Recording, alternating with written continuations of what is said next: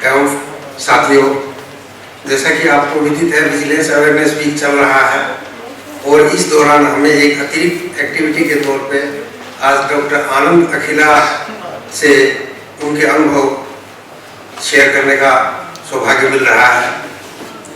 Doctor आनंद अखिला हमारे senior principal scientist से सेवानिवृत्त हुए हैं और आप सब लोग उनसे भली भांति परिचित हैं और उनके जो जैसे आजकल सेवा कार्य कर रहे हैं और जिस तरह से वो दूरदर्शन पर भी आजकल अपनी एक्टिविटी से काफ़ी ख्याति प्राप्त कर चुके हैं, उन सब बातों से आप परिचित हैं। उनका विशेष परिचय देने की मुझे नहीं लगता कि आप लोगों को आवश्यकता है। ज़्यादा समय मैं नहीं ले रहा। मैं डॉक्टर A.K. शर्मा से अनुरोध करूँगा कि बुके से उनको सम्मानित करें।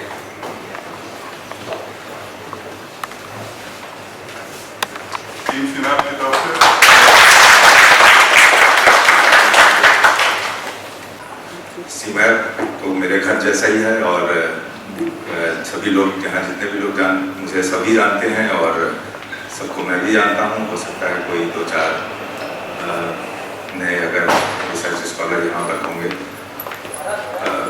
बस शायद वही मुझसे परिचित नहीं होंगे। 2011 में मैंने सीमैप से सेवानिवृत्त ली थी, लेकिन मेरे ख्याल से कि जो भी सरकारी आदमी होता है या कोई भी आदमी होता है उसको कभी रिटायरमेंट नहीं लेना चाहिए। रिटायरमेंट तो मतलब ये होता है कि आपने जीवन से या हर चीज से मुक्ति पा ली और अब घर पर बैठे हैं, कुछ कर नहीं रहे हैं।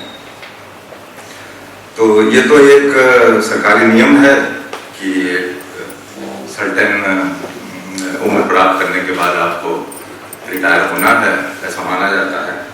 तो रिटायरमेंट लेने के बाद से मैंने कुछ मेरे प्लान्स थे उस समय, मैं उनको धीरे धीरे करता रहा और जिसमें कि मेनली मेरा ये थीम था कि मैं साइंस का प्रचार प्रसार करूं। हमने 30 साल में सभी वैज्ञानिकों ने, हमारे साथियों ने बहुत अनुभव प्राप्त कर लिए।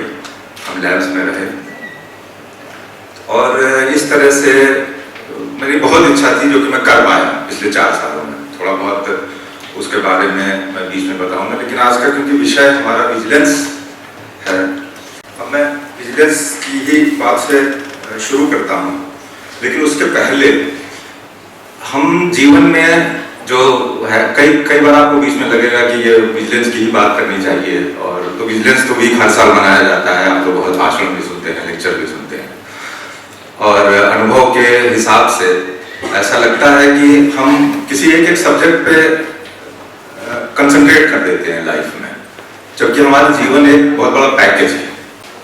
अभी हम अवेयरनेस पर भी आ जाएंगे बहुत जल्दी, लेकिन देखिए जो हमारा जीवन है वो एक पैकेज है जिसमें भी बहुत सी चीजें होती हैं। Knowledge, beauty, love, family, success, health, wealth, tension, job, बहुत से इस तरीके के सेगमेंट हैं हमारे जीवन में जो सब मिला करके एक लाइफ बनाते हैं। इसमें कहीं भी कोई फेरबदल, कोई उलट फेर होती है तो कहीं ना कहीं डिस्टर्बेंस आ जाता है। इसमें एक वर्ड जो है वो इसमें नहीं शामिल है, वो है अवेयरनेस, जो कि बहुत जरूरी है। वो इसमें किसी दूसरे नाम से मैंने डाल रखा था, लेकिन अब क्योंकि अवेयरनेस वीक है और ये सारी बातें जो मैं बताने जा रहा हूँ, ये आप देखेंगे ये कहीं ना कहीं हमारे विजिलेंस और अवेयरनेस से लिंक हो। हम जो है अपने जीवन में हर चीज सेटिस्फेक्शन और खुशी से जुड़ी हुई है। सेटिस्फेक्शन और हैप्पीनेस का एक बहुत तारतम्य है, एक दूसरे से मिलता जुलता, और हम सिर्फ जीवन में सिर्फ 3 चीजें अर्जित करते हैं, वेल्थ, नॉलेज एंड हेल्थ। सिर्फ 3 चीजें। और हमें, मेरा ये मानना है कि हमें इसमें से हमको, देखिए जो वेल्थ है वो हम किसी को देना नहीं चाहते, हेल्थ हम किसी को दे नहीं सकते। अगर हम सिर्फ दे सकते हैं तो वो है नॉलेज, जो कि हम कई बार देना नहीं चाहते, लेकिन वो हम दे सकते हैं। बहुत सी कहावतें भी हैं कि आप जितना भी अपनी नॉलेज स्प्रेड करेंगे, उसी सिलसिले में मैंने सोचा, और मैं यही कर भी रहा हूँ इतने दिनों से। मुझे जो कुछ भी पता है, मैंने जो कुछ भी सीखा है, छोटा बड़ा जैसा भी है, मैं कोशिश करता हूँ कि पब्लिक को अलग अलग माध्यम से लाने की कोशिश करूँ। हर इंसान को अपने समय का इन तीनों सेगमेंट्स पे, वेल्थ, नॉलेज और हेल्थ पे 1/3 हिस्सा खर्च करना चाहिए, 1/3 of their time and resources. अगर इसमें कोई भी डिसबैलेंस होगा तो आप समझिए कि आपकी लाइफ में डिस्टर्बेंस होगा। थोड़ा सा 5 सेकंड के लिए इस पर ध्यान दीजिए, गौर कीजिए कि अगर इसमें से कोई एक सेगमेंट कम हो जाए या ज्यादा हो जाए तो आप देखिएगा कि डिसबैलेंस आपको तुरंत महसूस होने लगेगा।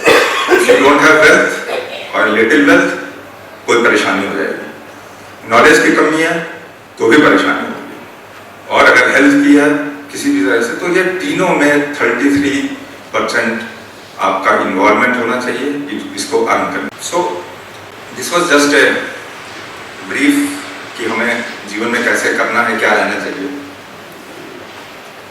बाकी हम अपने अधिकारों की बहुत बात करते हैं। अपने देश में हर किसी से अधिकार, हमारा ये अधिकार है, हमारा वो अधिकार है, हमको ये चाहिए, हमको वो चाहिए, सब कुछ है, लेकिन हम अपने कर्तव्यों की बात नहीं करते हैं। हमारे कॉन्स्टिट्यूशन में जिस तरह से हमें rights of the Indian citizen दिए गए हैं, हमारी फंडामेंटल ड्यूटीज भी डिफाइंड है। कुछ मोटी मोटी सी बातें हम सुनते जानते रहते हैं कि हमें अपने राष्ट्रीय ध्वज का आदर करना चाहिए वगैरह वगैरह, ये सब बातें लिखी हैं, हमने सुनी है या देखी है।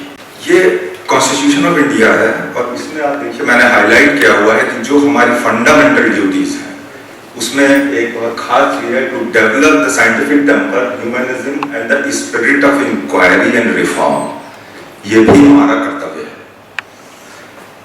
कि हम लोगों को ये बताएं कि साइंटिफिक तरीके से आपको कैसे रहना है, ह्यूमनिज्म, मानवता से कैसे रहना है, और जो सबसे इंपॉर्टेंट चीज जिसकी वजह से शायद आज मैं यहां पर हूं वो है to develop the spirit of inquiry and reform.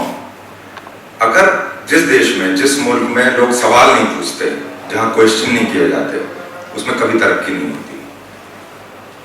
तो ये हमारे कॉन्स्टिट्यूशन में है। जो भी कर रहा है, चाहे मैं कर रहा हूं, दुनिया में तो हमारे देश में बहुत से लोग कर रहे हैं, वो हम एक कॉन्स्टिट्यूशन के तहत कर रहे हैं कि हम सवाल पूछ रहे हैं। और आज मैं इस लेक्चर के खत्म होते होते शायद आप लोग के मन में भी ये चीज पैदा कर सकूंगा कि हमें प्रश्न पूछना है, कहाँ पूछना है, किससे पूछना है, वो भी मैं आपको सब चीजें बताऊंगा और मैंने कैसे क्या किया है।